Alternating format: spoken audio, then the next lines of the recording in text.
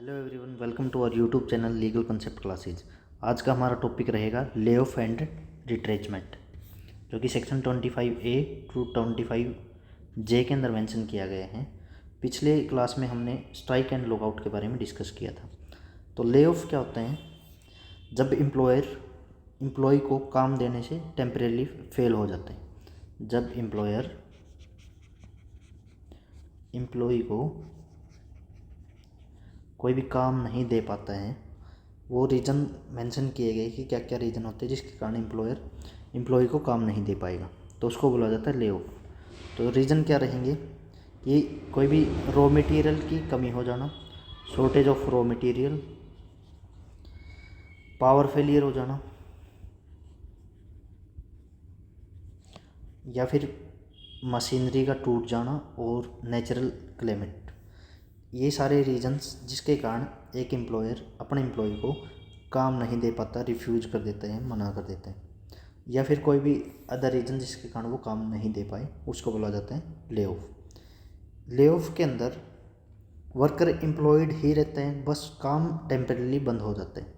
Lay off temporary होता है, यानी कि जब ले ऑफ होता है तो कुछ टाइम पीरियड के लिए, शॉर्ट पीरियड ऑफ टाइम के लिए काम को बंद कर दिया जाता है एम्प्लॉयर के द्वारा एम्प्लॉय को देने से। ये टेम्परेरी होता है, ना कि परमानेंट। अब कंपनसेशन क्या दिया जाएगा, जो कि सेक्शन 25C के अंदर मेंशन किया गया है कि क्या एम्प्लॉय को कंपनसेशन दिया जाएगा। अगर ले ऑफ किया जाता है तो 45 दिन का, जो फर्स्ट के 45 दिन हैं उनके बेसिक वेजेज का 50% वर्कर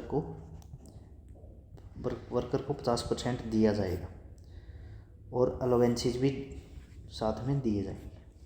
नेक्स्ट है lay off continuous beyond 45 days. अगर 45 दिन के बाद भी ले ऑफ कंटिन्यू चलता है तो एम्प्लॉयर के द्वारा वर्कमैन को रिट्रेच कर दिया जाता है, यानी कि हटा दिया जाएगा गवर्नमेंट की परमिशन के साथ। तो ये हमने किया कि ले ऑफ क्या होते हैं, जब एम्प्लॉयर के द्वारा एम्प्लॉय को टेम्परेरी टाइम पीरियड के लिए हटा देना इन रीजंस के बेस पे। ले ऑफ जो है टेम्परेरी होता है, ना कि परमानेंट। और ले ऑफ का कंपनसेशन पहले 45 दिन तक 50% दिया जाएगा, साथ में DA भी दिया जाएगा। अगर 45 दिन से ज़्यादा हो जाते हैं तो रिट्रेचमेंट कर दिया जाता है वर्कमैन को एम्प्लॉयर के द्वारा गवर्नमेंट की परमिशन के बाद। ये अप्लाई किसके ऊपर होगा ले ऑफ और रिट्रेचमेंट? इंडस्ट्रियल इस्टेब्लिशमेंट के ऊपर, और जहाँ पर 50 या 50 से ज़्यादा वर्कमैन काम करते हैं। तो ये था हमारा lay off. Next is retrenchment, जो कि सेक्शन 2 क्लोज 00 के अंदर मेंशन किया गया है। रिट्रेचमेंट क्या होते हैं? जब एम्प्लॉयर परमानेंटली वर्कर को सर्विस से हटा देते हैं, परमानेंटली सर्विस से हटा देना, उसको बोला जाता है रिट्रेचमेंट। तो डिफ्रेंशिएशन किया जाए तो ले ऑफ क्या था? टेम्परेरी पीरियड के लिए हटाना। रिट्रेचमेंट परमानेंटली वर्कर को हटा देना एम्प्लॉयर के द्वारा, जो कि रीजन मेंशन किए गए थे ऊपर, वो भी हो सकते हैं, और कोई भी डिसिप्लिनरी एक्शन के रिगार्डिंग भी हटाया जा सकता है। रिट्रेचमेंट के अंदर क्या क्या चीज़ें हैं, क्या क्या पॉइंट जो हैं इंक्लूड नहीं किए गए?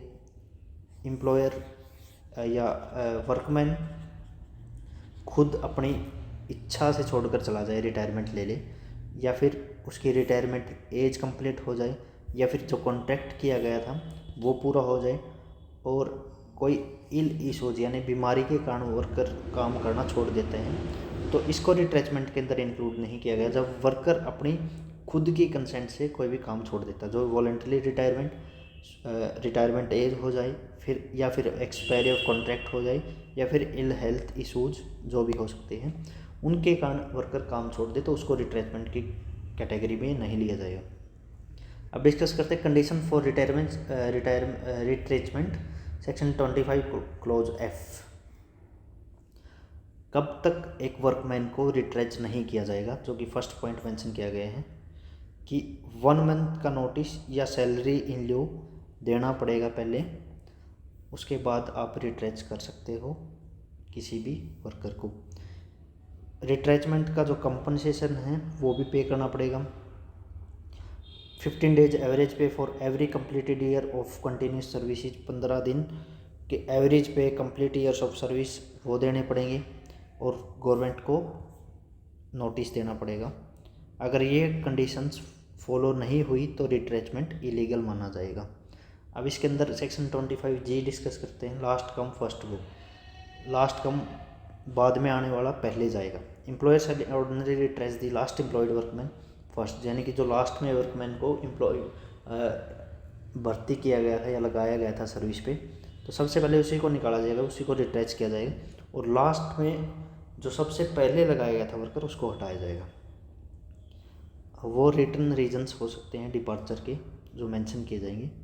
क्या री एम्प्लॉयमेंट ऑफ रिट्रेच वर्कमैन हो सकता है? सेक्शन 25H बात करते हैं कि दोबारा से क्या वर्कर को लगाया जा सकता है नया वर्कर लेने से पहले।